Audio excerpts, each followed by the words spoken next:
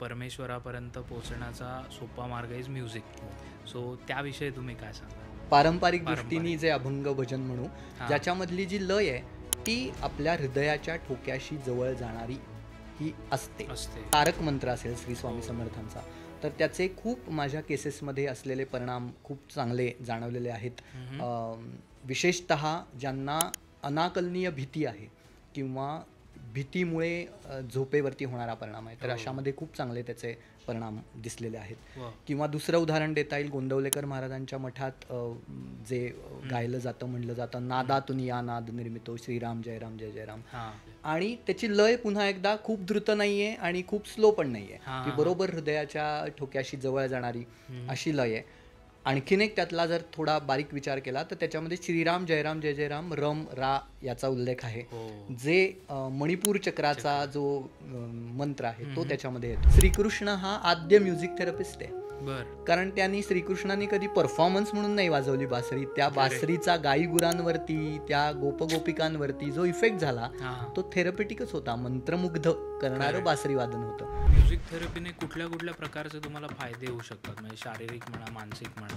Diabetes, blood pressure, heart problems यासारख्या विषयांमध्ये सुद्धा म्युझिक थेरपी खूप चांगला सपोर्ट करू शकते. कारण आता डायबेटीस हा आजार फक्त शारीरिक राहिलेला नाही, तो स्ट्रेस इंड्यूस डायबेटीस या पद्धतीचा आहे, जीवनशैलीचा आजार आहे. मग जीवनशैलीमध्ये सपोर्ट करताना संगीत खूप छान मदत त्याच्यामध्ये करतं. हार्मोनल इम्बॅलन्स जो स्त्रियांमध्ये खूप जास्त प्रमाणात दिसतो, तर त्याच्यासाठी खूप चांगला फायदा म्युझिक थेरपीचा आहे. कॅन्सर पेशंट्समध्ये मी काम केलं आहे, अनेक जणांच्या पेन मॅनेजमेंट त्यातलं, आणि कॅन्सरच्या अनेक स्टेजेसमध्ये. अजून एक महत्त्वाचा एरिया म्हणजे निद्रानाश.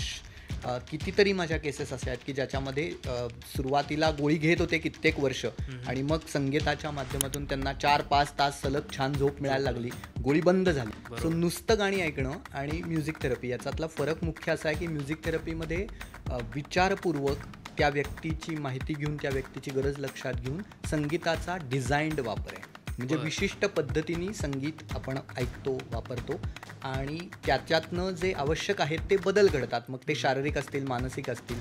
माझ्या कामाबद्दल पेपरमध्ये वाचून एका गावातल्या महिलेने मला फोन केला, आणि ती असं म्हणली की तिचा मुलगा पुण्यामध्ये राहतोय शिक्षणासाठी, आर्किटेक्चरचा स्टुडंट आहे, आणि त्यांनी त्यापूर्वी 2दा आत्महत्येचा प्रयत्न केला होता. तर आत्महत्येचा प्रयत्न म्हणजे इतकी एक्स्ट्रीम स्टेप घेतलेली होती, तर त्यांनी असं विचारलं की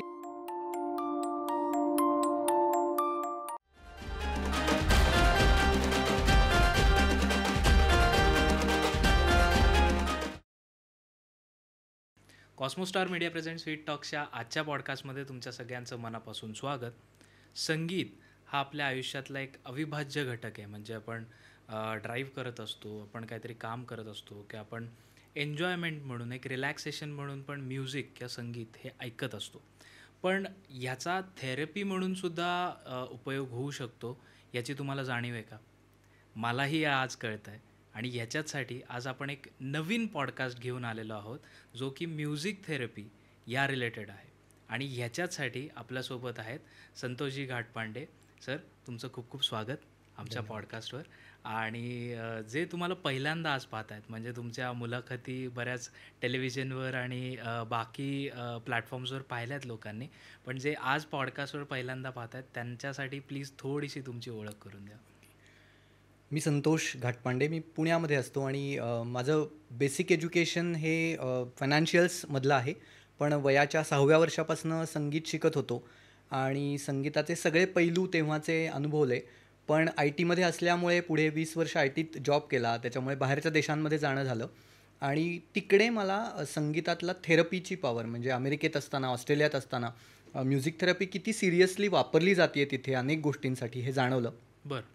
त्यामुळे 15 वर्षापूर्वी मी अमेरिकेत असताना या विषयाचं शिक्षण भारतीय संगीत वापरून पूर्ण केलं, कारण मला काम इथे करायचं होतं, त्याच्यामुळे हे सर्टिफिकेशन पूर्ण केलं, आणि मग गेले 15 वर्ष या क्षेत्रामध्ये आधी नोकरी सांभाळत, आणि मग आता गेले 5 वर्ष पूर्ण वेळ असं काम करतोय.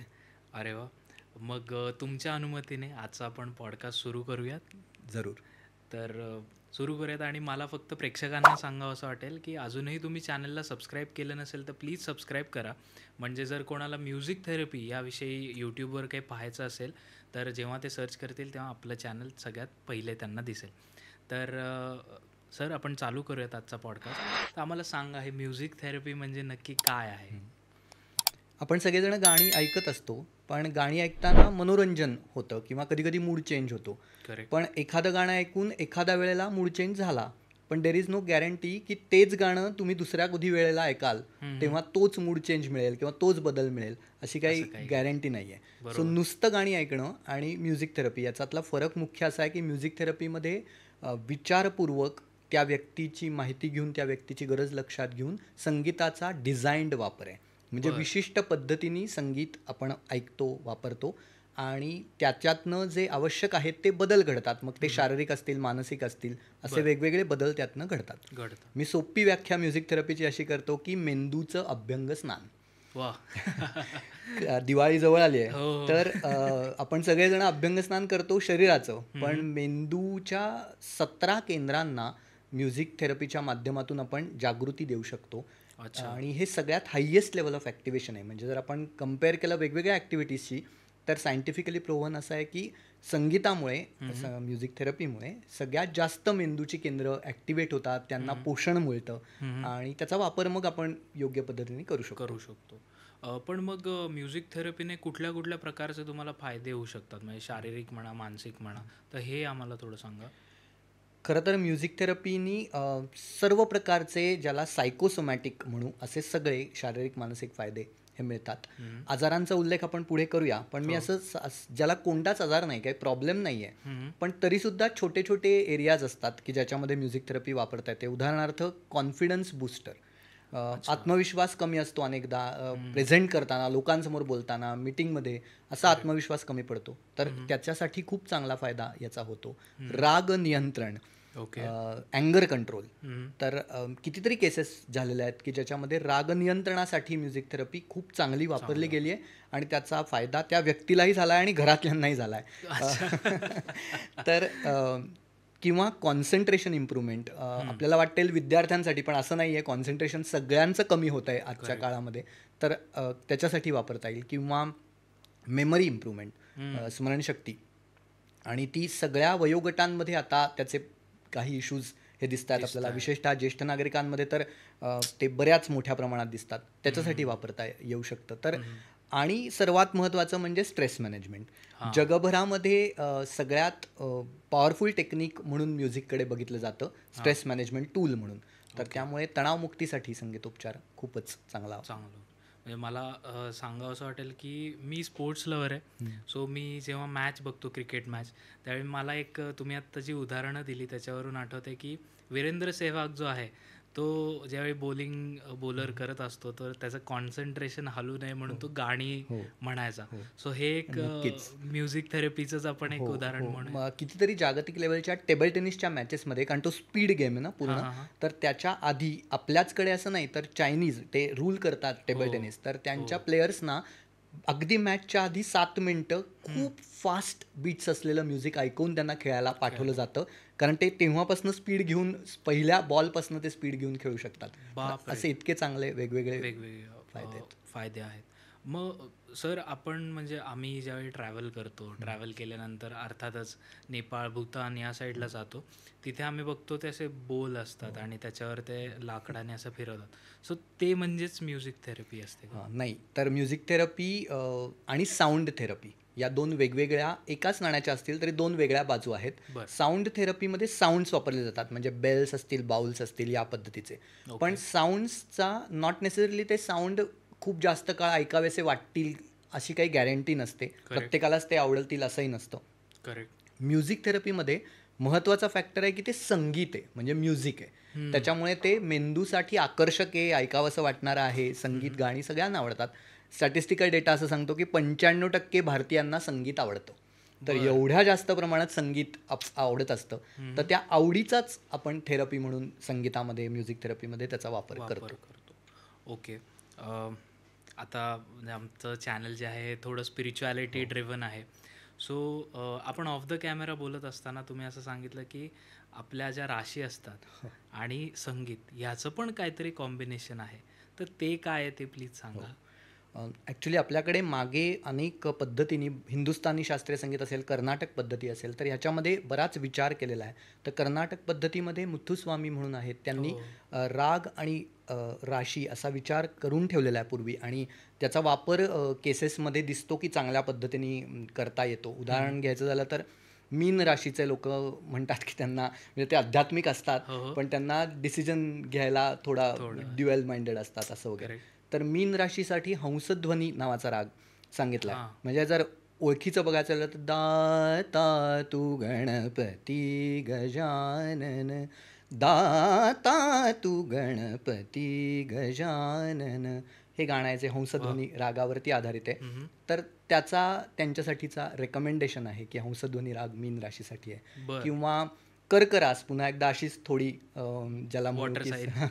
तर त्याच्यासाठी केदार नावाचा राग बर. सांगितला. आपल्या ओळखीचं पूर्वीचं गुड्डी सिनेमातलं गाणं आहे की हमको मन की शक्ती देना, मन विजय करे, दूसरों की जय से पहले खुद को जय करे.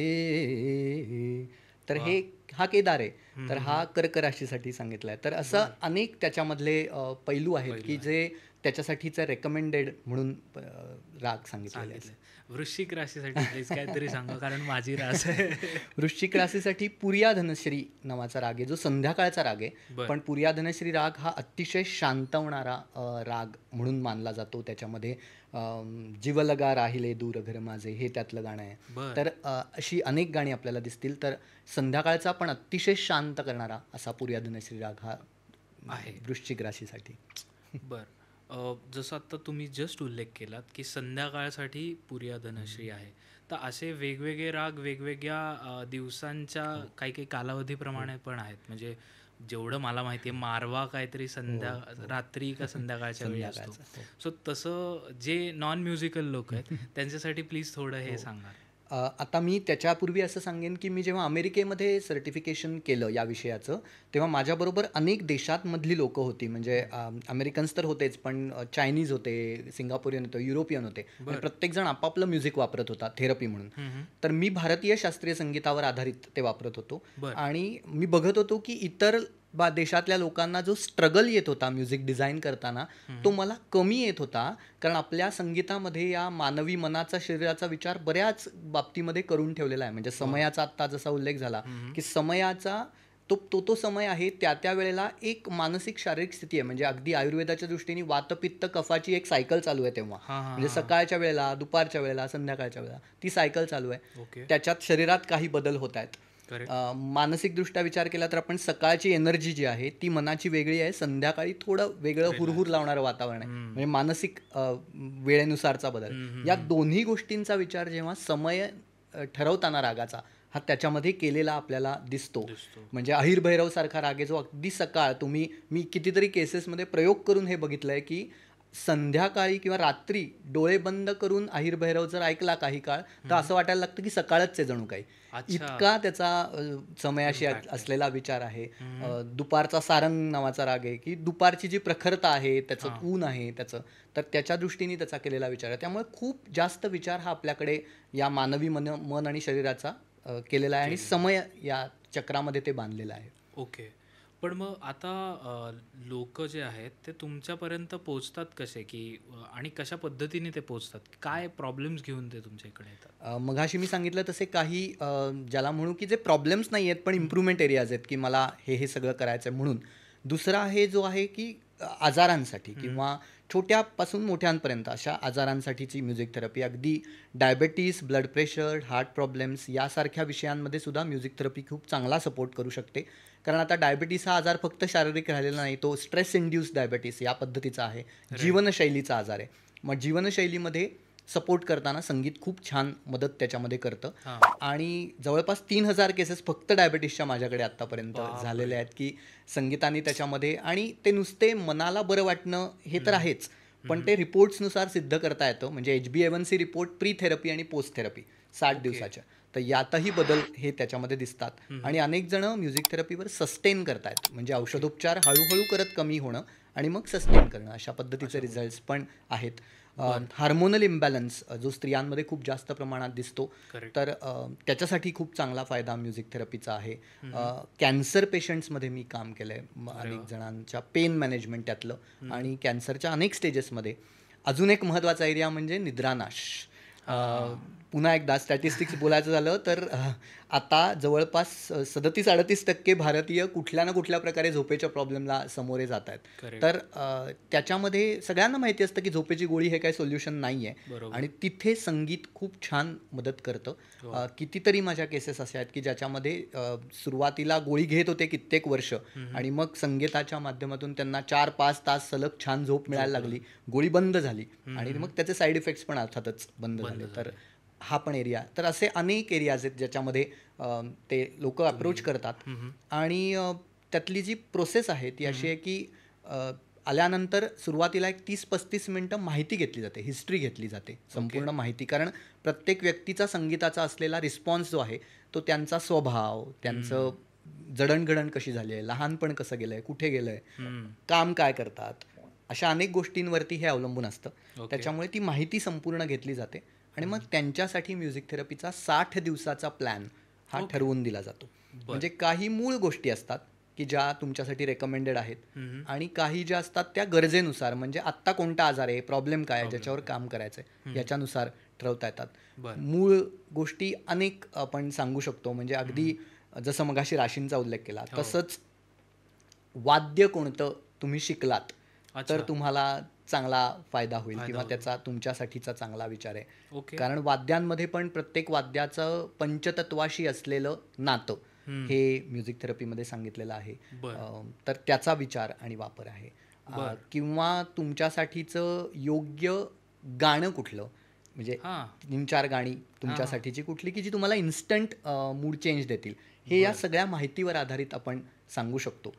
आणि त्याचबरोबरीने 60 दिवस ऐकण्यासाठी संगीतही दिलं जातं. 20 ट्रॅक्स मी डिझाईन करून देतो की जे तुम्ही ऐकू शकता दर दिवशी 20 मिनिटं या पद्धतीने. त्याला एक ठराविक कालावधी असतो की तेव्हाच ती ऐकली पाहिजे. म्हणजे आपण रुटीन विचारतो आणि ते संगीत जे ऐकणं आहे ते रुटीनाइज करण्याचा प्रयत्न करतो. आपल्या भारतीय जीवन पद्धतीमध्ये पूर्वीपासून खरं तर संगीत हे जीवन पद्धतीचा भाग होतं. करेक्ट. आता त्याला पुन्हा एकदा आपल्याला जीवन पद्धतीत आणण्याची गरज आहे या पद्धतीने.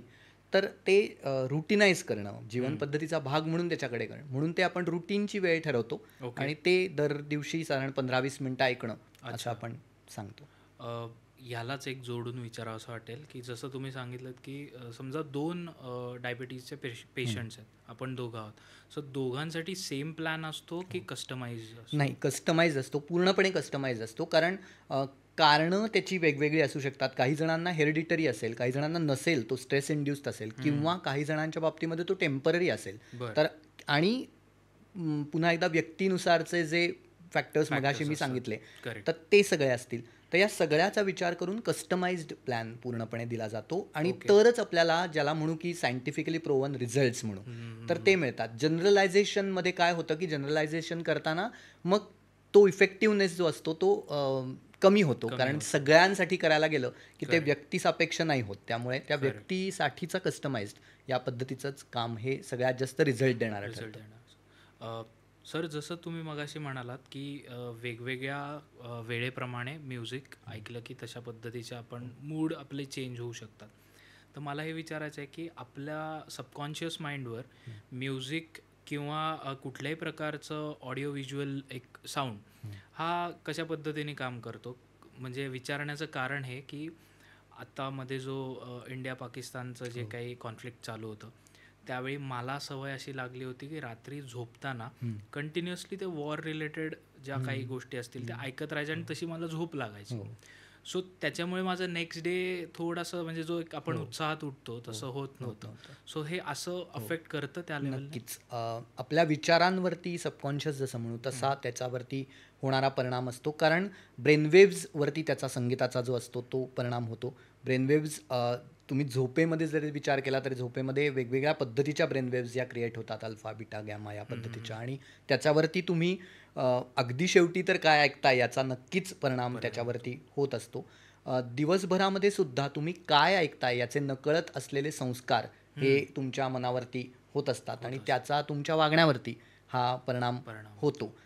त्याचबरोबरीने सायंटिफिक फॅक्ट अशी आहे की सेन्सरी सिग्नल्स ज्याला म्हणू आपण, ते कानातून जाणारे सेन्सरी सिग्नल्स हे ब्रेनसाठी सगळ्यात महत्त्वाचे सिग्नल्स ठरतात. ओके. आउट ऑफ 5 सगळे सेन्सरी ऑर्गन्स याच्यातनंच सिग्नल जात असतात, पण त्यातले कानाचे सिग्नल्स हे जवळपास 80-90% महत्त्वाचे मेंदूसाठी ठरतात.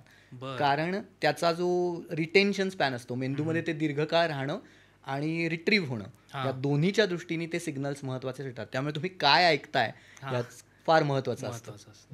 पण मग याच्यासोबतच आपले जे सप्तचक्र असतात त्याच्यावर या म्युझिक थेरपीचा कसा इम्पॅक्ट? हो, सप्तचक्रांचा आणि सप्तसुरांचा हा अगदी चांगला संबंध आहे आणि खूप त्याच्यावरती खूप आपल्याकडे काम पण पूर्वी झालेलं आहे. मी माझ्या केसेसमध्ये सुद्धा सप्तचक्रांचा विचार हा केला जातो आणि सप्तचक्रांच्या इम्बॅलन्स म्हणजे असंतुलनामुळे बहुतेक वेळेला शारीरिक मानसिक आजार हे दिसतात आणि वागणं बदलतं व्यक्तीचं. एखादं चक्र जर असंतुलित असेल तर ते वागणं बदलतं. म्हणजे एखाद्या व्यक्तीला समजा सारखी आर्थिक चिंता सतावत असेल, म्हणजे त्याचे हळूहळू करत वागणं तसंच झालं, चिंता करणं आणि मग खर्चावरती सतत आळा आणणं, सतत चिंतित राहणं, भविष्याची चिंता वाटणं. तर आपल्याला असं लक्षात येतं की बहुतेक वेळेला मूलाधार चक्र हे असंतुलित आहे आणि मग मूलाधार चक्राचा स्वर आहे सा. तर त्याच्यावरती त्याचं जोडणी करून आपण त्याच्यासाठी थेरपी डिझाईन करू शकतो, त्याच्यासाठी संगीत ठरवू शकतो आणि त्याचा खूप चांगला फायदा होतो. ओके, बरं. सर, तुम्ही एवढं सुंदर सांगताय, थोडक्यात तुम्ही सांगताय, पण एवढं इफेक्टिव्ह सांगताय, सो आय एम शुअर सगळे प्रेक्षक बघत असणार आहेत आत्तापर्यंत पॉडकास्ट. आता आमच्या चॅनलचा एक आवडता भाग आहे ज्याच्यामध्ये लोकांना अनुभव ऐकायला खूप आवडतात. तर तुमचे केस स्टडीज किंवा तुम्हाला आलेले अनुभव, पेशंट्सचे अनुभव हे प्लीज आम्हाला शेअर करा. मी छोट्या अनुभवापासून थोड्या जास्त सिव्हिअर अशा अनुभवांपर्यंत जातो. मी एका नॅशनल लेवलच्या बॅडमिंटन प्लेअरबरोबर काम केलं आणि तिच्या बाबतीत असं झालं होतं की एक मोठी टुर्नामेंट हरल्यानंतर तिच्या कोच बरोबर तिने सांगितलं की मी आता उतरणारच नाही, खेळायलाच येणार नाही, प्रॅक्टिसलाच येणार नाही, इतकं फ्रस्ट्रेशन आलं. ते कोचनी मला अप्रोच केलं होतं आणि तिच्यासाठी म्युझिक थेरपी आम्ही ठरवली. गाण्याची आवड होती कारण तिला ऐकणं आवडत होतं म्हणून. तर तिच्याबरोबर समजून घेऊन तिच्यासाठी थेरपी ठरवली. काही गेम ओरिएंटेड थेरपी होती आणि काही तिच्या हे जे फ्रस्ट्रेशन आलं होतं याच्यासाठी काम करणारं होतं. जवळपास 2 महिने काम केल्यानंतर एका दिवशी सकाळी 6:45 वाजता त्या कोचचा मला फोन आला की शी इज बॅक ऑन कोर्ट आणि ती खेळायला सुरुवात झाली. म्हणजे इतरांना असं वाटेल की हा काही फार मोठा बदल आहे का, पण नॅशनल लेवलच्या बॅडमिंटन प्लेअरसाठी तिने पुन्हा खेळायला सुरुवात करणं हा खूप मोठा ट्रान्सफॉर्मेशन आहे. तर या पद्धतीचे बदल आपल्याला दिसू शकतात. किंवा दुसऱ्या एका केसमध्ये एक आजी होत्या, त्यांना जवळपास 17-18 वर्ष झोप लागत नव्हती.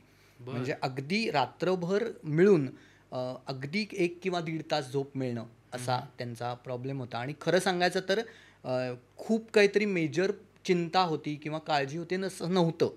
म्हणजे आर्थिक स्थिती अशी नव्हती किंवा काही कारण मेजर असं नव्हतं, पण झोप लागायची नाही, सतत जाग यायची. त्यांच्याबरोबर पण पुन्हा एकदा माहिती छान घेऊन, त्यांच्याबरोबर त्यांच्या वय लक्षात घेऊन, अशा सगळ्या लक्षात घेऊन त्यांच्यासाठी थेरपी डिझाईन केली. आणि त्यांचा पण असा एक 9व्या दिवशी वगैरे सकाळी फोन आला आणि 6:30 वाजता, म्हणजे त्या फोननीच उठलो मी खरं सांगायचं तर. आणि फोनवरती त्यांनी सांगितलं की सर तुम्हाला काय सांगू, मी नाही झोप हे खूप वर्ष अनुभवलंय, पण आता गेले साधारण 7 वर्ष मला 7 दिवस साधारणतः 4 तास झोप लागायला लागली. आता इतरांसाठी 4 तास ही कमीच आहे, पण त्यांच्या दृष्टीने झोप मिळणं हे महत्त्वाचं होतं आणि ती सुरुवात झाली.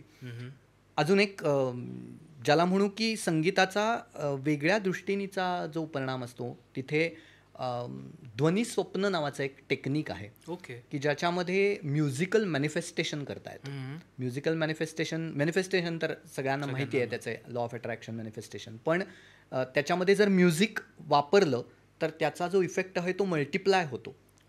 तर माझ्या एका स्टुडंट, ती जॉब शोधत होती, अनुभव चांगला होता, शिक्षण खूप चांगलं होतं, पण जॉब मिळत नव्हता.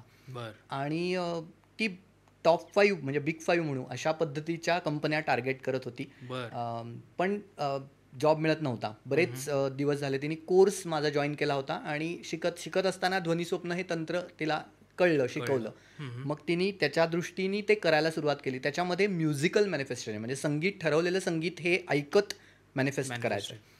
18व्या दिवशी तिने सुरू केल्यानंतर अपॉइंटमेंट लेटर तिच्याकडे हातामध्ये होतं. बापरे. तर म्हणजे हे वाटताना कदाचित अविश्वसनीय असं वाटू शकेल, पण असे सगळे रेकॉर्डेड रिझल्ट्स हे आपल्याला दिसतात. आता एक्स्ट्रीम केस जसं मी म्हणलं की माझ्या कामाबद्दल पेपरमध्ये वाचून एका गावातल्या महिलेनी मला फोन केला आणि ती असं म्हणली की तिचा मुलगा पुण्यामध्ये राहतोय शिक्षणासाठी, आर्किटेक्चरचा स्टुडंट आहे आणि त्यांनी त्यापूर्वी 2दा आत्महत्येचा प्रयत्न केला होता.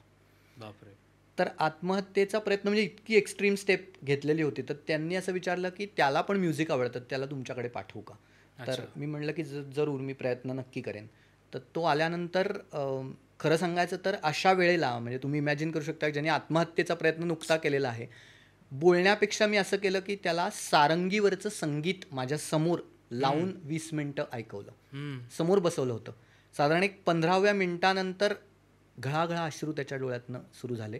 जी काही नकारात्मकता होती ती हळूहळू करत बाहेर पडली आणि मग एक 20 मिनिटानंतर तो स्वतःहून बोलायला लागला. म्हणजे संगीताने हे काम केलं की बोलतं त्याला केलं. आणि मग त्याने असं सांगितलं की त्याला प्रेशर आलं होतं की घरच्यांनी सगळं फ्लॅट घेऊन दिला आहे, बाईक घेऊन दिली आहे, सगळं घर हे करायला दिलं आहे, फी भरली एवढी मोठी कॉलेजची आणि या सगळ्याला आपण पुरे पडू का नाही याचं प्रेशर येऊन तो पळ काढत होता. म्हणजे पुन्हा एकदा खूप काहीतरी मोठं कारण होतं असं नाही, पण तो जीवनातूनच पळ काढत होता. मग तुम्ही विचार करू शकता की त्या वयाच्या मुलाच्या मोबाईलमध्ये असलेलं संगीत काय असेल. ते मी बदललं. त्याच्या मोबाईलमध्ये त्याला आवश्यक असलेलं जे त्याच्यावरती काम करेल अशा पद्धतीचं संगीत टाकलं. पुन्हा एकदा 2-2.5 महिन्यानंतर त्यांनी व्हिडिओ फीडबॅक दिला मला. असे लोक व्हिडिओ फीडबॅक देत नाहीत, पण त्यांनी दिला आणि त्यांनी सांगितलं की आता तो आर्किटेक्चरची परीक्षा देण्यासाठी तयार आहे. तर आयुष्याची परीक्षा तर द्यायला तयार झालाच, पण आर्किटेक्चरची परीक्षा द्यायला तयार झाला. तर अशा अनेक केसेस आपल्याला दिसतात. सर, एक थोडासा वेगळा प्रश्न विचारावा असं वाटेल. सध्याचं जे आपल्या इथलं कल्चर आहे, रॅप कल्चर ज्याला म्हणतो, तर रॅपचं एक म्युझिक आपण बघायला गेलं तर खूपच एक्स्ट्रीम आणि एक वेगळं आहे, अपबीट आहे. आणि कधी कधी की आपण सध्या आता गणपती आणि ह्याच्यात बघतो दहीहंडीच्या वेळी जे म्युझिक वाजतं, सध्या आता सगळीकडे ते DJ बंद हे पण चाललं, DJ मुक्त. पण त्याविषयी तुमचं काय मत आहे की ह्यानी ॲज अ ह्युमन म्हणून आपल्या बॉडीवर, माइंडवर कुठल्या पद्धतीचा परिणाम होतो? नक्कीच होतो. म्हणजे एक उदाहरण मला द्यावंसं वाटेल. जर आपण ऑब्झर्व केलं असेल की आपण कार ड्राईव्ह करत असताना जे संगीत आपण ऐकतो त्या संगीताचा आपल्या ड्रायव्हिंग स्पीडवरती डायरेक्ट इम्पॅक्ट होत असतो. तुम्ही गझल ऐकत असाल तर शांतपणे ड्राईव्ह कराल आणि त्याच्याबरोबरीने जर शिफ्ट झालं आणि रॅप किंवा फास्ट म्युझिक लावलं, ऑटोमॅटिकली तुमच्याही नकळतपणे गाडीचा स्पीड किमान 20 किलोमीटरनी वाढतो. नॅचरल घडतं. तर हे साधा परिणाम आपण बघतो. तर हे जर का रॅप आणि फास्ट म्युझिक जर सातत्याने आपण ऐकलं झालं तर मेंदूला ज्याला म्हणू ठहराव आहे, शांतता आहे, स्थिरता आहे कुठल्याही गोष्टीतली, ती करण्याची सवयच त्याची निघून जाते. त्याच्यामुळे पटपट पटपट सगळ्या गोष्टीमध्ये कुठेच स्थिरता नसणं जे आपण आता त्या सगळ्यामध्ये अनुभवतोय, जनरेशनमध्ये पण दिसतंय. आणि मग कशातच आनंद न मिळणं. म्हणजे सगळं आहे, मला आवडतंय म्हणून मी आवडतं खाणं खातोय, आवडतं संगीत ऐकतोय, अजून काहीतरी करतोय, पण कुठेच स्थिरता नाहीये. सगळं आहे पण आनंद मिळत नाहीये, कशाचाच आनंद मिळत नाही. अशी अवस्था मग व्हायला लागते, कारण कशातच आपण स्थिर नाही होत. तर त्याच्यामुळे हा जो इनडायरेक्ट परिणाम आहे ज्याचा, जे आपण ऐकतोय त्याचा, तो नक्कीच या पद्धतीने आपल्याला दिसतो. त्याचसोबत दुसरं म्हणजे जे गुन्हेगार असतात किंवा जे कैदी असतात त्यांच्यासाठी म्युझिक थेरपीने काही बदल घडवून आणता येऊ शकतो का? तुम्ही काम केलंय? हो. तर कैद्यांसाठी जो उल्लेख आहे तर त्यांच्याबरोबर मी काम केलं.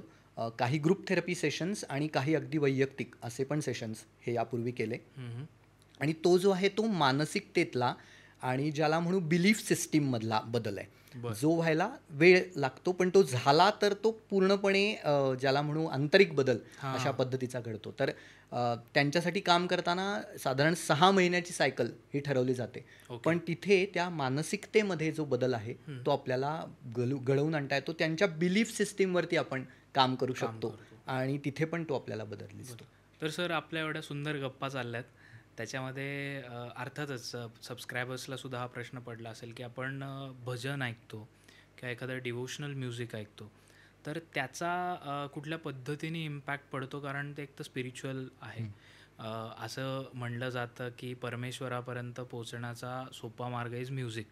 सो त्याविषयी तुम्ही काय सांगाल?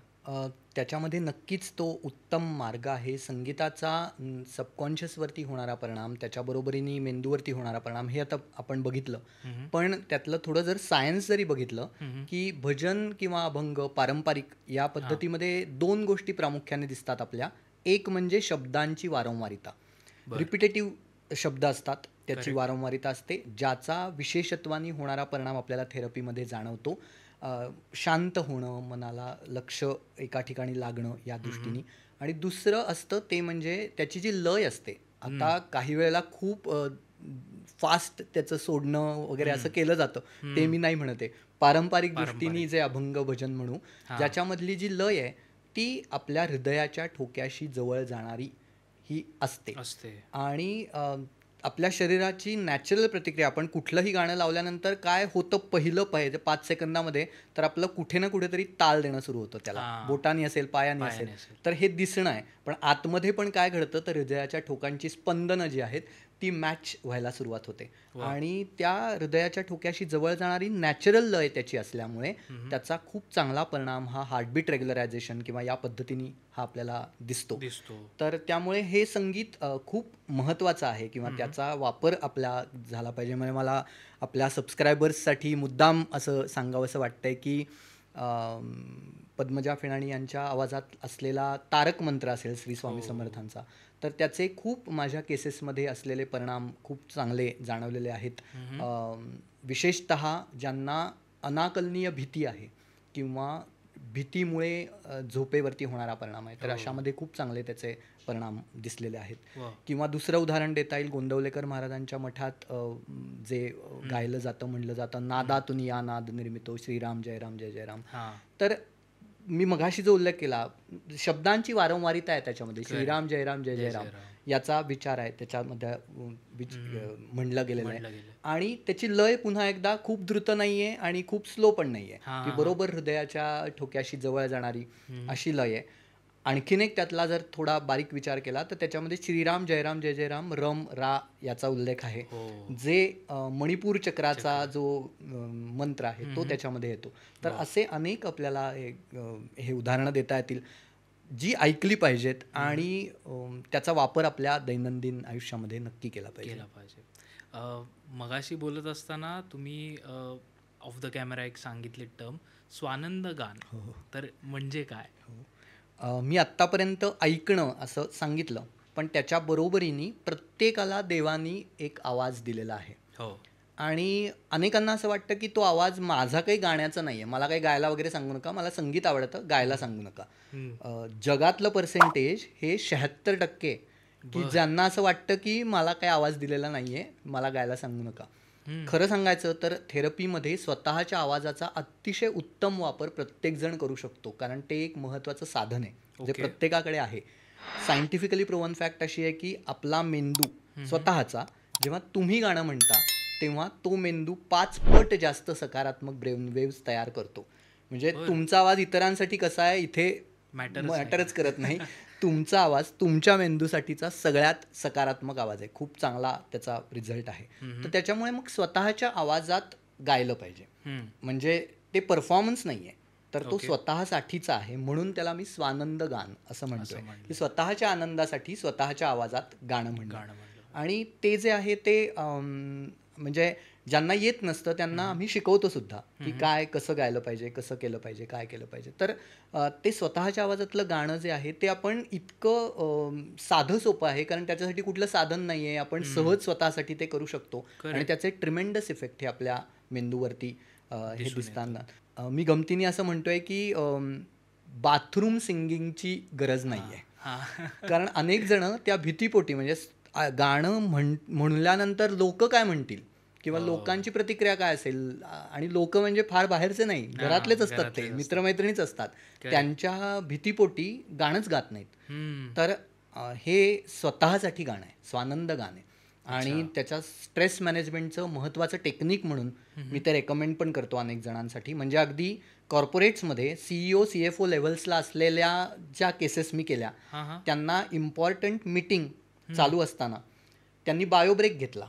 अच्छा. ते बाहेर आले, 2 मिनटं त्यांना रेकमेंडेड जे होतं ते गायले मोठ्यांदी बर. स्वतःसाठी. मीटिंगमध्ये गेले आणि मीटिंगचं आउटकम पूर्णपणे बदललं. वा. इतके त्याचे रिझल्ट्स आहेत. बापरे. म्हणजे थोडक्यात तुम्ही गायलं पाहिजेत. नक्कीच. बाकी गोष्टींना न घाबरता हो. हे आपण सांगूयात. आणि मग सर कुठलंही गाणं ऐकणं म्हणजे म्युझिक थेरपी असते का? हां, नाही. आता मी गमतीने असं म्हणतो, की तुम्ही नुसतं रेडिओ लावून ठेवणं म्हणजे गाणं ऐकणं किंवा प्लेलिस्ट आजकाल ऐकतात ते ऐकणं, हे आणि म्युझिक थेरपी यातला फरक काय? तर नुसतं गाणं ऐकणं आणि त्याला म्युझिक थेरपी म्हणणं म्हणजे तुम्ही औषधाच्या दुकानात गेलात हां. आणि लाल रंग आवडतो म्हणून लाल गोळी घेतलीत, पिवळा आवडतो म्हणून पिवळी घेतलीत, हिरवा आवडतो म्हणून हिरवी हिरवी. आणि सगळ्याला औषधोपचार म्हणून टाकलं. हे जसं ऑड वाटतंय, हां, हां. तसंच नुसतं गाणं ऐकणं आणि त्याला थेरपी म्हणणं हे तसंच आहे. कारण त्याला काही शास्त्रीय आधार नाही किंवा त्याला रिझल्ट ओरिएंटेड आपण काही करत नाही. करेक्ट. तर त्यामुळे म्युझिक थेरपीमध्ये शास्त्रीय आधारांचा विचार करून तुमच्यासाठी योग्य असलेलं अशा पद्धतीचं संगीत हे जर आपण ऐकलं किंवा त्याचा वापर केला तर त्याला थेरपी म्हणतात. थेरपी म्हणतात. मग सर जो सिंगर आहे, प्रत्येक सिंगर हा म्युझिक थेरपिस्ट असतो का किंवा होऊ शकतो का? होऊ तर शकतोच नक्की. म्हणजे अनेक गायक गायिका हा या थेरपिस्ट म्हणून त्याचा स्वतःच्या आवाजाचा वापर हा नक्की करू शकतो. कारण त्यांचा आवाज हा ऑलरेडी लोकांपर्यंत पोचलेला पण आहे आणि त्या आवाजामध्ये ती ताकद पण आहे. त्यांचा थेरपिस्ट म्हणून त्यांचा नक्कीच विचार होऊ शकतो. पण मला पुढे जाऊन असं सांगायचं आहे की फक्त गायक गायिकाच नव्हे तर ज्यांना संगीत आवडतं, म्युझिक लव्हर्स हां हां. असे सगळेजण म्युझिक थेरपी शिकू शकतात. ओके. ते कारण कसं? म्युझिक थेरपी शिकण्यासाठी मी असं म्हणतो की संगीताची आवड, हम्म. जेन्युइन लव्ह फॉर म्युझिक एवढी एकमेव गोष्ट आवश्यक आहे. मी गेले 5 वर्ष हा विषय शिकवतोय कारण मला माहिती आहे की आपल्याकडे संगीत ऐकतात भरपूर जण, पण जर त्यांना थेरपी शिकता आली, स्वतःहून ते थेरपिस्ट म्हणून जर शिकले तर हा सर्वदूर जाणारा विषय आणि सगळ्यांसाठी वापरता येणारा, गरजेपर्यंत जाणारा असा विषय आहे. तर त्याच्यामुळे 3 महिन्याचा ऑनलाईन कोर्स मी घेतो आणि ज्याच्यामध्ये अगदी सुरुवातीपासून ते वेगवेगळ्या शारीरिक मानसिक आजारांसाठी थेरपी कशी करायची, स्वतःसाठी कशी करायची, घरातल्यांसाठी कशी करायची आणि पुढे जाऊन समाजासाठी त्याचा वापर कसा करायचा, हे सगळं त्याच्यामध्ये शिकवलं जातं. आणि ज्याचं प्री क्वालिफिकेशन संगीताची आवड एवढंच आहे. वा वा. सर आता तुम्ही 8,500 प्लस केसेस हँडल केल्या असतील आणि त्या भारतातल्या केल्या, भारताच्या बाहेर पण केल्या. सो काय फरक वाटतो इंडियन म्युझिक आणि वेस्टर्न म्युझिकमध्ये? हो, आता आपल्याकडे मी जसं म्हटलं तसं की आपल्या संगीतामध्ये अनेक पद्धतीचा मानवाला केंद्रित असा विचार हा खूप जास्त केलेला ऑलरेडी दिसतो. वेस्टर्न म्युझिकमध्ये पण तो विचार काही प्रमाणात आपल्याला दिसेल, पण आपल्याकडे केवळ गायन इतकंच मर्यादित नसून वाद्यांमध्ये पण हा विचार आहे. बरोबर. म्हणजे बासरीसारखं भारतीय वाद्य आहे जे अगदी श्रीकृष्णापासून आपण त्याला ऐकतो. मी तर खरंच असं म्हणतो की श्रीकृष्ण हा आद्य म्युझिक थेरपिस्ट आहे. बर. कारण त्यांनी श्रीकृष्णाने कधी परफॉर्मन्स म्हणून नाही वाजवली बासरी. त्या बासरीचा गाईगुरांवरती, त्या गोपगोपिकांवरती जो इफेक्ट झाला हां. तो थेरपेटिकच होता, मंत्रमुग्ध करणारं बासरी वादन होतं. तर ते जे आहे तर तिथपासनं आपला विचार आहे तो आणि तो वाद्यांमध्ये दिसतो आपल्या संगीतामध्ये किंवा जी तालवाद्य आहेत, तबला, पखवाज, मृदुंग याचा पृथ्वी तत्वाशी असलेलं त्याचं जोडणी दिसते. तर आपल्या संगीतामध्ये खूप बारकावे आहेत आणि त्या सगळ्याचा आपल्या स्वतःच्या ज्याला म्हणू उन्नतीसाठी, केवळ सगळ्या प्रकारच्या उन्नतीसाठी आपण त्याचा विचार आणि वापर करू शकतो. सर आता मला हे विचारावं असं वाटेल की बऱ्याच लोकांच्याकडे पेट्स असतात, कुत्रा असेल, मांजर असेल, बर्ड्स असतात. सो यांच्यावर म्युझिक थेरपी काम करू शकते का, हा पहिला प्रश्न. आणि दुसरा प्रश्न असा त्याला जोडूनच की आपले आजी आजोबा जे होते ते आपण बघतो की बऱ्याच झाडांशी बोलायचे, हे करायचे. सो त्यांच्यावर पण म्हणजे झाडांवर पण म्युझिक थेरपीचा परिणाम होतो? हो, तर मी झाडांपासून सुरुवात करतो. झाडांवरती नक्की म्युझिक थेरपीचा खूप चांगला परिणाम होतो. आम्ही मागच्या वर्षी वर्ल्ड म्युझिक डेच्या निमित्ताने मुद्दाम महिनाभर आमच्या अख्ख्या कम्युनिटीनी घरातल्या कुंड्यांवरती प्रयोग केले बरं. आणि म्हणजे अगदी रेकॉर्ड ठेवत फोटो काढत असे प्रयोग हे केले आणि खूप चांगले रिझल्ट्स घरातल्या झाडांवरती मिळाले. म्हणजे ज्यांना फुटवे नव्हते अशा झाडांना फुटवे आले वा. किंवा क्वालिटेटिव्ह इम्प्रूव्हमेंट ज्याला म्हणू की रंग फुलाचा आणि त्याचा हां. सुवास याच्यामध्ये खूप छान तजेलदार फुलं, खूप छान सुगंधी फुलं आणि क्वांटिटेटिव्ह म्हणजे फुलांची संख्या वाढणं, हां, तर हां, हां. असं सगळे परिणाम हे त्याच्यामध्ये दिसले. वा. तर गप्पा मारणं हे तर आहेच, हम्म. पण बरोबरीने संगीताचा वापर नक्की झाडांसाठी करता येईल. तसाच पेट्सचा सुद्धा विचार आहे. संगीताचा अनेक अनुभव अनेक जणांच्या घरातल्या पेट्सवरती झालेले हे दिसतात. जेव्हा म्हणजे मी मगाशी स्वानंद संगीतचा उल्लेख केला, तर ते हो. अनेक जण आजी आजोबा त्यांना आम्हाला जॉईन केलेलं असतं ऑनलाईन. बरं. तर त्यांच्या घरातले हमखास जे पेट्स असतात हम्म. ते त्यांचा तो क्लास सुरू झाला की त्यांच्या शेजारी टेबलावर येऊन बसतात आणि अरे वा. पूर्ण 45 मिनिटं ते हालत नाहीत. वा. असे अनेक अनुभव आहेत. तर त्याच्यामुळे खूप चांगला त्यांच्यासाठी सुद्धा विचार आपण करू शकतो. बरं. आणि मग जे आता हेल्थ केअरमधले लोक असतात, काही सर्जन्स असतील किंवा मग मेडिकल फील्डमधले असतात, सो यांचं जे काम असतं हे पण तसं म्हणायला गेलं तर स्ट्रेसफुल आहे, कारण सर्जरी करणं किती अनुभवी असलं तरी. तर यांच्यासाठी म्युझिक थेरपीचा यूज करता येऊ शकतो का? त्यांच्यासाठी तर नक्कीच करता येतो, कारण त्यांच्यासाठी अनेक गोष्टी महत्त्वाच्या असतात. ज्याला म्हणू जीवाशी खेळ हो. असं काम असतं. त्याच्यामुळे त्यांच्यासाठी नक्कीच त्याचा उपयोग करता येतो. पुढे जाऊन त्यांनी त्यांच्या म्हणजे अनेक हेल्थकेअर प्रोफेशनल्स हे म्युझिक थेरपीचा कोर्स प्रत्येक माझ्या बॅचमध्ये कोणी ना कोणी हेल्थकेअर प्रोफेशनल्स असतातच. ओके. मग ते डॉक्टर्स असतील, आयुर्वेदिक प्रॅक्टिशनर्स असतील, सगळे हेल्थकेअर प्रोफेशनल्स. कारण त्यांच्यासाठी ज्यांना संगीत आवडतंय ते आपापल्या प्रॅक्टिसमध्ये सुद्धा याचा वापर हे अतिशय चांगल्या पद्धतीने, त्यांच्याकडे ऑलरेडी पेशंट्स असतात, येत असतात, तर संगीताचा सुद्धा त्यांच्या प्रॅक्टिसमध्ये ते वापर हे करता येतील आणि त्याच्यासाठीचं वेगळा त्यांना ज्ञान जर मिळालं तर ते अतिशय चांगला वापर करू शकतात. ओके. मग त्यांच्यासाठी एक वेगळा काही कोर्स किंवा हां, म्हणजे त्यांचा आपण वेगळा विचार त्यांच्यासाठी करतो आणि त्याच्यासाठी सजेशन्स आणि कोर्स मटेरियल किंवा स्ट्रक्चर हे पण आपण देतो. ओके. सर, ह्या सगळ्यामध्ये आपण जेवढी आत्तापर्यंत चर्चा केली त्यात एक महत्त्वाचा पॉईंट असा आहे की गर्भसंस्कार. हो. तर गर्भसंस्कार करताना म्युझिकचा कशा पद्धतीने वापर केला जाऊ शकतो आणि त्यांनी बाळावर कशा पद्धतीने परिणाम होऊ शकतो? हा खूप चांगला प्रश्न पण आहे आणि एरिया पण खूप मोठा आहे. कारण मी गुजरातच्या चिल्ड्रन युनिव्हर्सिटीबरोबर काम करतो, जी रिसर्च युनिव्हर्सिटी आहे भारतातली. आणि आमच्याकडे तिथे 36,000 गर्भवती महिलांचा डेटा आहे, ज्याच्यावरती हे प्रयोग आणि त्याचं रिसर्च आणि हे सगळं केलेलं आहे. तर बाळाच्या अगदी म्हणजे गर्भाच्या म्हणू पहिल्या महिन्यापासून ते 9व्या महिन्यापर्यंत आणि पोस्ट डिलिव्हरी असे सगळे रेकॉर्ड्स हे आम्ही ठेवलेले आहेत तिथे. आणि त्याचा संगीताचा खूप चांगला वापर हा तिथे आपल्याला दिसतो. म्हणजे पूर्वी फक्त ते अभिमन्यूची गोष्ट वगैरे आपण ऐकली असेल, पण ती नुसतीच एक कथा म्हणून सोडून न देता खरोखरच गाण्याचा असेल, आईच्या आवाजाचा असेल. म्हणजे प्रत्येक आई काही गायिका नाही आहे, पण आई जेव्हा त्या पोटातल्या असलेल्या बाळासाठी कोणतंही गाणं, बडबड असेल किंवा तिच्या आवडीचं गाणं असेल असं जेव्हा म्हणते, तेव्हा त्या बाळावरती होणारे परिणाम हे अतिशय चांगले आहेत.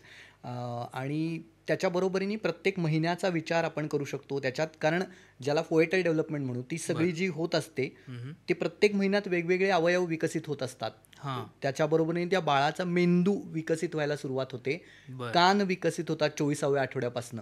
तर ह्या सगळ्याचा विचार करून आपण गर्भसंस्कारामध्ये संगीताचा वापर हा अतिशय चांगला करू शकतो.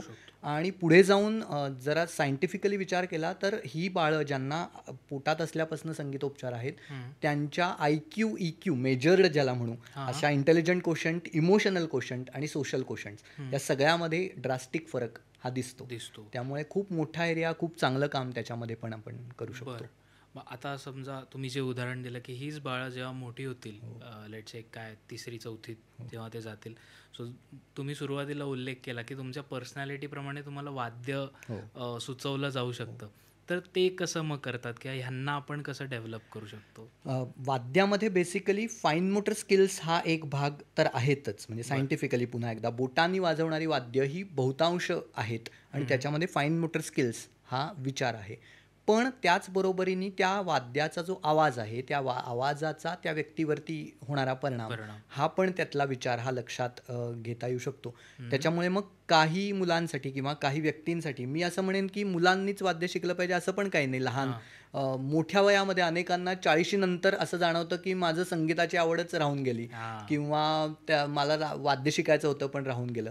तर अशांसाठी आपण वाद्य सुचवू शकतो की कोणतं वाद्य त्यांनी शिकलेलं जास्त चांगलं. आणि वाद्यांची उपलब्धता असते म्हणजे हार्मोनियम पेटीसारखं वाद्य अनेक घरांमध्ये घरोघरी पडलेलं असतं किंवा असतं, त्याचा वापर असतील किंवा माउथ ऑर्गन सारखं वाद्य आहे जे पुन्हा अवेलेबल असतं. बासरी अतिशय उत्तम वाद्य आहे की जे शिकता येऊ शकतं आणि पुढच्या वयातही शिकता येतं. तर आपल्यानुसार म्हणजे या प्रत्येक वाद्याचा जो विचार वापर आहे त्याच्यानुसार आपण हे सुचवू शकतो की कोणतं वाद्य त्यांच्यासाठी योग्य ठरू शकेल, ज्यातनं त्यांना वाद्य शिकण्याचा आनंद तर मिळेलच पण त्यांच्या व्यक्तिमत्वामध्ये सुद्धा चांगले बदल घडतील. आता हे तुम्ही सांगितलं 40+ वाले लोक सुद्धा किंवा 50+ वाले पण हे करू शकतात. पण जेव्हा यांचाच किंवा आत्ताचे जे लोक आहेत ज्यांचे जॉब्स असतात किंवा मग बिझनेसमध्ये असतात, प्रचंड प्रमाणाचा स्ट्रेस असतो, तर मग त्यावेळी ते काय काय करू शकतात म्युझिक थेरपीमध्ये? त्यांनी खरं तर त्यांनीही वाद्य शिकायला हरकत नाहीच, पण एक सोपा ज्याला ध्वनी स्नान असं मी म्हणतो तो उपाय ते करू शकतात. ते म्हणजे आठवड्यातून एकदा 8 ते 10 मिनटं स्वतःसाठी काढायची, आठवड्यातून एकदा. जे मी बिझी शेड्यूल लक्षात घेऊन सांगतोय. आणि त्यावेळेला बासरी आणि संतूर या वाद्यावर आधारित संगीत जे उपलब्ध असतं, भरपूर उपलब्ध आहे, तर ते संगीत लावायचं आणि ते संगीत जणू आपल्या शरीरातून वाहतंय असं ध्वनिस्नान करायचं.